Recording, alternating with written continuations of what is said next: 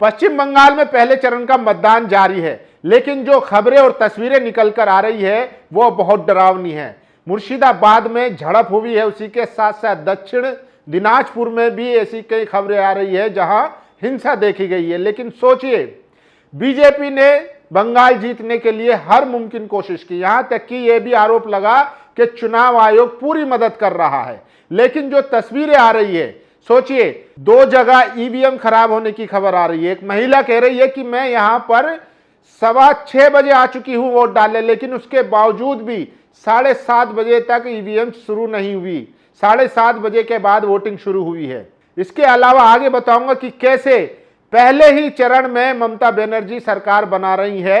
एक बड़ी कंपनी ने सर्वे में बताया है कि कल तक टीएमसी के जो चांसेस थे सरकार बनाने के, अब उसमें 7% की बढ़ोतरी हुई है। उस पर भी बात करेंगे। और सोचिए, ये देखिए, ये सबसे पहले ये हैं बीजेपी के उम्मीदवार शुभेंदु कुमार, इनको जनता ने कूट दिया।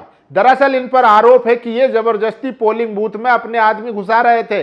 फिर क्या था, वहां पर मौजूद टीएमसी कार्यकर्ता और जनता ने जब देखा तो इनकी कुटाई शुरू कर दी और ये भागते हुए नजर आए। अब ये आरोप लगा रहे हैं कि वहां पर फुल गुंडागर्दी चल रही है और टीएमसी कार्यकर्ता, ममता बनर्जी चुनाव हार रही है इसलिए बौखलाहट में वो गुंडागर्दी पर उतर आई है। सोचिए, उसी बंगाल में कई दिनों से अर्धसैनिक बल मौजूद है, लेकिन उसके बावजूद भी वहां पर इस तरीके की हिंसा होना ये सवाल खड़ा करता है। और चुनाव आयोग ने कहा था कि इस बार टीएमसी की गुंडागर्दी नहीं चलने देंगे, लेकिन फिर क्यों ऐसी खबरें आ रही है और क्यों? और ये देखिए, दूसरी तरफ बीजेपी के उम्मीदवार हैं, वोट डालकर आ चुके हैं, लेकिन इनके उंगली पर स्याही नहीं लगाई अधिकारी ने। जब रिपोर्टर ने पूछा कि आप स्याही दिखाइए, कह रहे हैं कि उन्होंने स्याही लगाई नहीं है।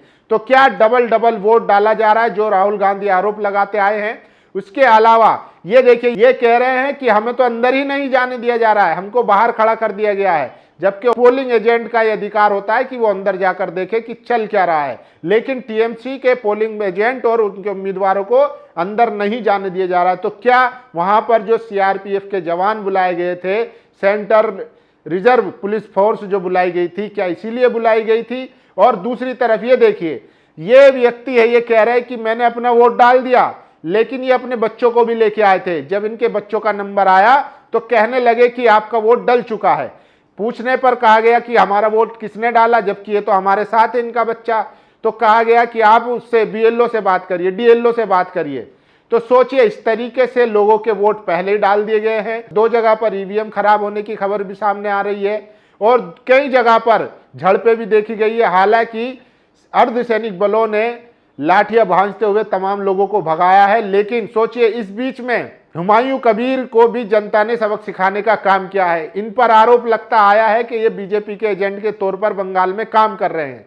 इन्होंने वहां पर बाबरी मस्जिद बनाने का शगुफा छोड़ा, चुनाव को प्रभावित करने की कोशिश की, लेकिन मुसलमान इनकी बातों में नहीं आए। लेकिन उसके बावजूद सोचिए, ये बीजेपी के टिकट पर लोकसभा चुनाव लड़ चुके हैं। तो हर तरीके से बीजेपी इस चुनाव को जीतने की कोशिश कर रही है। वहीं शुभेंदु अधिकारी का बयान आया है। इस बयान का क्या मतलब है आप समझिए। या तो बीजेपी की हालत वहां बहुत खराब होती दिखाई दे रही है, क्योंकि अभी तक जो खबर आ रही है, अब तक 60% वोट डल चुका है। इस तरीके का वोटिंग परसेंट जो है बहुत कम देखने को मिलता है। कई राज्यों में तो टोटल इतना परसेंट वोट डलता है, लेकिन अभी 12-1 बजे तक की ये रिपोर्ट जो आ रही है वो बहुत ही सकारात्मक बताई जा रही है टीएमसी के हवाले से। इसीलिए शुभेंदु अधिकारी कह रहे हैं कि अगर इस बार ममता बनर्जी जीत जाती है तो फिर बंगाल से सनातन खत्म हो जाएगा। सोचिए, पूरी तरीके से इसको एक धार्मिक लड़ाई बना दिया गया है। यानी कि सोचिए, अगर ममता बनर्जी जीत जाती है तो बंगाल में हिंदू और सनातन धर्म खत्म हो जाएगा। और सोचिए, मछली खाने को भी मजबूर हो गए इनके नेता। तो हर कोशिश की जा रही है कि किसी भी तरीके से इस चुनाव को जीता जा सके। मैं आपको कुछ ऐसी तस्वीरें दिखा देता हूं। देखिए, अब ये तस्वीर देखिए, ये तस्वीर बीजेपी के पोलिंग बूथ की है, जहां पर खाली पड़े हुए हैं, लोग दिखाई नहीं दे रहे हैं, वोट डालने ही नहीं आ रहे हैं। सोचिए, इनके एजेंट भी लापता है। जब जनता ही नहीं आ रही बीजेपी बूथों पर, तो फिर एजेंट ही बैठकर क्या करेंगे। तो ये तस्वीरें भी सोशल मीडिया पर वायरल हो रही है। वहीं दूसरी तरफ ये तस्वीरें देखिए, ये टीएमसी के बूथ की है, जहां पर भीड़ लगी हुई है, लोग बढ़ चढ़कर इसमें हिस्सा ले रहे हैं। और सोचिए ये महिला को सुनिए, महिला कह रही है कि बंगाल में ममता बनर्जी धर्म के ऊपर राजनीति नहीं करती, वो धर्म के नाम पर सरकार नहीं चला रही हैं, वो रोजगार, शिक्षा, स्वास्थ्य, इन चीजों पर काम करती है और काम के दम पर ही चुनाव जीतती आ रही है और चौथी बार भी वही जीतेंगी। ये तो हो गई चुनाव में धांधली की बात, जहां पर बीजेपी के उम्मीदवार अपने लोगों को बूथ में घुसा रहे थे तो जनता ने दौड़ा दिया और उनकी पिटाई कर दी। वहीं दूसरी तरफ टीएमसी के उम्मीदवारों को बूथ में नहीं घुसने दिया जा रहा, उनके एजेंटों को नहीं घुसने दिया जा रहा है। खबर आ रही है कि लोगों के वोट पहले ही डल चुके हैं। ये पिता है, इनके बेटे का वोट डल चुका है, पिता का वोट डालने आए थे और बेटे का जब डालने गए तो उनका वोट डल चुका था। तो ऐसी भी खबरें आ रही है।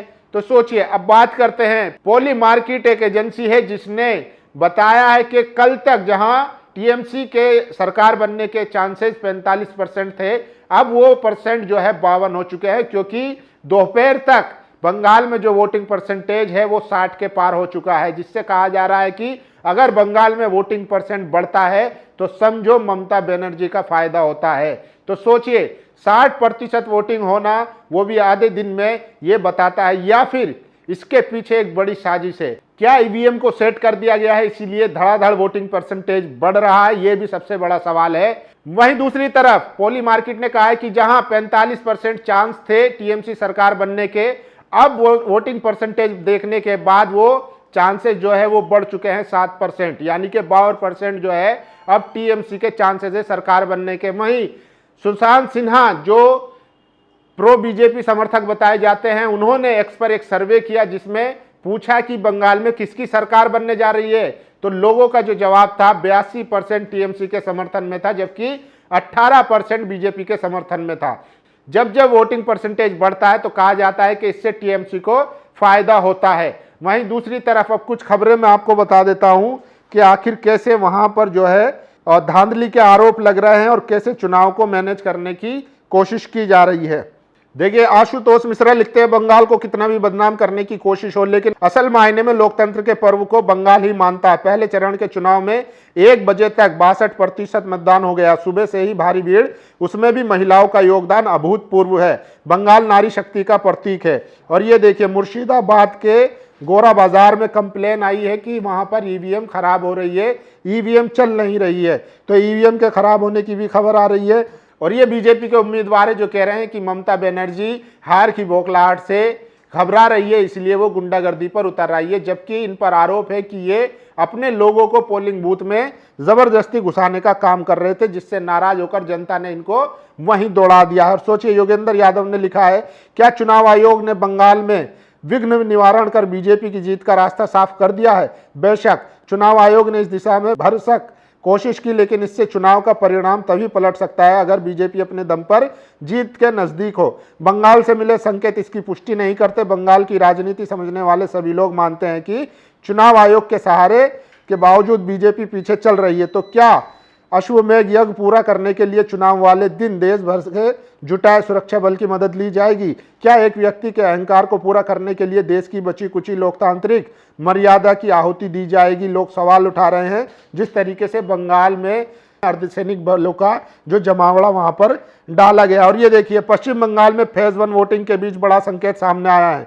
दुनिया के चर्चित प्रेडिक्शन प्लेटफॉर्म पॉली मार्केट पर पिछले 48 घंटे में टीएमसी की सरकार बनने की संभावना में करीब 7% की बढ़ोतरी दर्ज हुई है। कल 47% था और आज 54% है। गोदी मीडिया के आंकड़े कुछ है, लेकिन जमीनी माहौल कुछ और है। कहानी बता रही है ममता बनर्जी बंगाल जीतने जा रही है। ये पहले चरण का मतदान है। और देखिए, शुभेंदु अधिकारी कह रहे हैं कि अगर बंगाल से ममता बनर्जी की सरकार नहीं गई तो वहां से सनातन खत्म हो जाएगा। एक सुधार कर ले, अगर बीजेपी हारी तो सनातन नहीं, संघ हमेशा के लिए बंगाल से खत्म हो जाएगा। ये आवेश तिवारी ने लिखा है। तो शुभेंदु अधिकारी का ये बयान सबसे ज्यादा वायरल है। और लास्ट में देखिए, इस चुनाव में भाजपा ने सब कुछ झोंक दिया। इलेक्शन कमीशन पूरी तरीके से भाजपा के पक्ष में उतर गई है। हजारों ऑब्जर्वर बाहर से बुलाए गए हैं। लाखों आर्म्ड पुलिस बंगाल के बाहर से बुलाई गई है। इलेक्शन कमीशन ने 90 लाख लोगों को वोटर लिस्ट से हटा दिया है, लेकिन फिर भी बंगाल के लोग बंगाल को बचाएंगे। ये सुप्रीम कोर्ट के वकील प्रशांत भूषण ने आरोप लगाया। और ये व्यक्ति देखिए, सिलीगुड़ी में ये जब वोट डालने आए तो इन्होंने अपना वोट डाल दिया। उसके बाद जब इनके बेटे का नंबर आया तो कहने लगे कि आपका वोट पहले ही डल चुका है। तो इस तरीके की भी खबरें सबसे ज़्यादा सामने आ रही है। और देखिए, पश्चिमी मोदनीपुर से खबर है, खगड़पुर सदर विधानसभा क्षेत्र में टीएमसी उम्मीदवार प्रदीप सरकार ने कहा, यहां आकर मैं आश्चर्यचकित हो गया कि हमारे यहां पोस्टर थे जिसे हटा दिया गया। जहां मतदान हो रहा है वहां भी दीवारों पर भाजपा के झंडे हैं। ये कैसे हो सकता है? सेंट्रल फोर्स कहता है कि शांतिपूर्ण मतदान होगा, लेकिन ये क्या हो रहा है?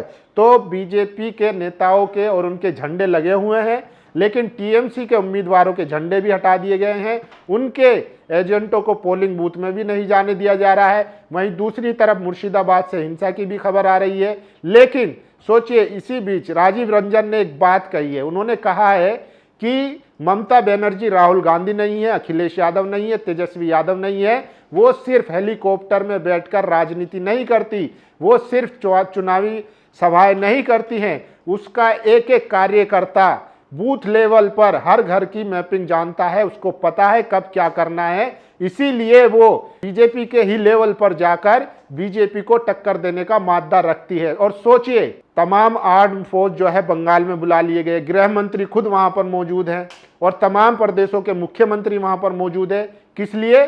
सिर्फ एक महिला से लड़ रहे हैं, सिर्फ एक महिला को हराने के लिए। तो आप समझ सकते हैं कि बीजेपी की बंगाल में बहुत खस्ता हालत है। और पहले चरण में 152 सीटों पर मतदान हो रहा है, जहां पर अब तक खबर आ रही है कि 62% वोटिंग हो चुकी है, जिसके बारे में कहा जाता है कि जैसे जैसे वोटिंग परसेंटेज अगर बढ़ता है तो उसका सीधा फायदा ममता बनर्जी को मिलता है। बाकी देखते हैं, 4 मई को नतीजे भी आ जाएंगे। क्या होता है ये आने वाली 4 तारीख को पता चल जाएगा। बाकी आप लोगों की क्या राय है? क्या वाकई में बंगाल में बीजेपी हर तरीके से चुनाव जीतने की कोशिश कर रही है? अपनी राय जरूर दीजिए। शुक्रिया। दस्तक की आपसे गुजारिश है कि अगर इसको बचाना चाहते हैं तो नेशनल दस्तक को सब्सक्राइब करने के लिए रेड कलर के सब्सक्राइब बटन को दबाएं, फिर बेल आइकन की घंटी दबाएं। नेशनल दस्तक को बचाने के लिए बहुत जरूरी है कि हर खबर को शेयर करें, लाइक करें, कमेंट जरूर करें।